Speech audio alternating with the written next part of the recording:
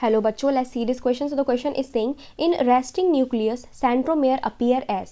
तो बेटा resting nucleus की बात हो रही है. resting nucleus वो nucleus होता है,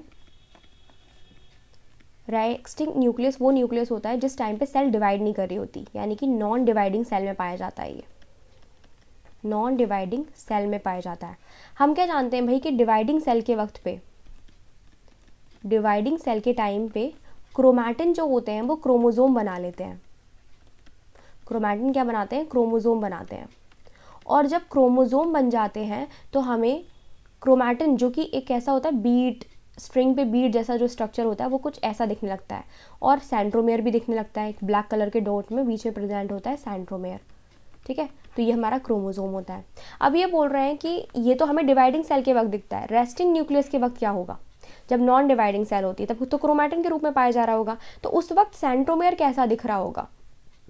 तो रेस्टिंग न्यूक्लियस के वक्त सेंट्रोमेयर जो अपीयर होता है वो अपीयर होता है as constitutive heterochromatin. So b is the right answer. Constitutive heterochromatin बेटा क्रोमैटिन का वो मटेरियल होता है, क्रोमैटिन का वो पार्ट होता है जो परमानेंटली इनएक्टिव होता है. This is permanently inactive. Inactive. तो क्रोमैटिन, हेट्रोक्रोमैटिन वो होते हैं जो कैसे होते हैं? हाईली पैक्ड होते हैं. Highly packed and transcriptionally inactive.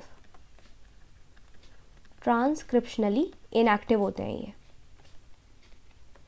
ठीक है, तो अब ये ट्रांसक्रिप्शनली इनएक्टिव जो है वो हमेशा नहीं होते हैं. ठीक है, क्या होता है, एक कॉन्स्टिट्यूटिव वाले तो ट्रांसक्रिप्शनली परमानेंटली इनएक्टिव रहते हैं, लेकिन कुछ कुछ फैकल्टेटिव हेट्रोक्रोमैटिन ही प्रेजेंट होते हैं. ठीक है, कैसे? फैकल्टेटिव हेट्रोक्रोमैटिन ही पाए जाते हैं जो कि क्या होते हैं, ये भी हेट्रोक्रोमैटिन है, यानी कि ये हाईली पैक्ड होते हैं, ट्रांसक्रिप्शनली इनएक्टिव होते हैं.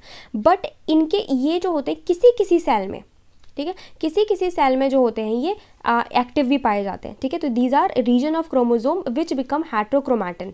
ठीक है, जो हेट्रोक्रोमैटिन जाते हैं इन सम सेल्स, जैसे कि एक्स क्रोमोसोम इन फीमेल.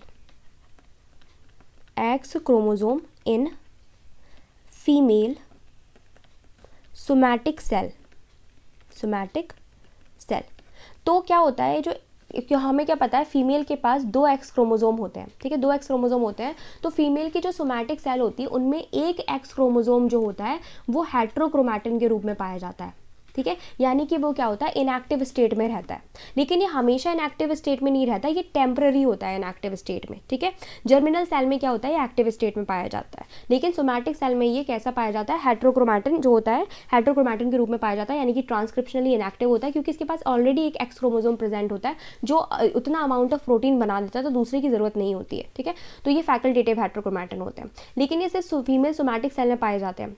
जो परमानेंट पाए जाते हैं वो होते हैं कॉन्स्टिट्यूटिव हेट्रोक्रोमैटिन. और यही कॉन्स्टिट्यूटिव हेट्रोक्रोमैटिन जो होते हैं जो हाईली पैक्ड होते हैं. ठीक है, जब क्रोमैटिन क्रोमोसोम में बदलता है तो ये सेंट्रोमेयर बना लेते हैं. क्या बना लेते हैं? सेंट्रोमेयर बना लेते हैं, यानी कि सेंट्रोमेयर वाले पार्ट में कॉन्स्टिट्यूटिव हेट्रोक्रोमैटिन ही पाए जाते हैं. ठीक, तो ये हमारा राइट आंसर हो जाएगा. सी हमारा रॉन्ग हो जाएगा. ए यू क्रोमैटिन भी हमारा रॉन्ग हो जाएगा. यू क्रोमैटिन जो होते हैं बेटा ये क्रोमैटिन का पार्ट होता है. ठीक है, ये क्रोमोसोम का जहाँ पे क्रोमैटिन पाए जा रहे होते हैं ये उसका पार्ट होता है, तो यहाँ पर प्रेजेंट होते हैं ये. यू क्रोमैटिन वो क्रोमैटिन होते हैं जो क्या होते हैं, ट्रांसक्रिप्शनली एक्टिव होते हैं. न्यूक्लियोलस नहीं होगा बेटा. न्यूक्लियोलस क्रोमोसोम, न्यूक्लियस में पाए जाने वाला वो रीजन होता है जहाँ पे आरएनए की सिंथेसिस होती है, तो ये भी नहीं होगा. The right answer is constitutive heterochromatin. I hope आपको समझ में आया होगा. Best of luck.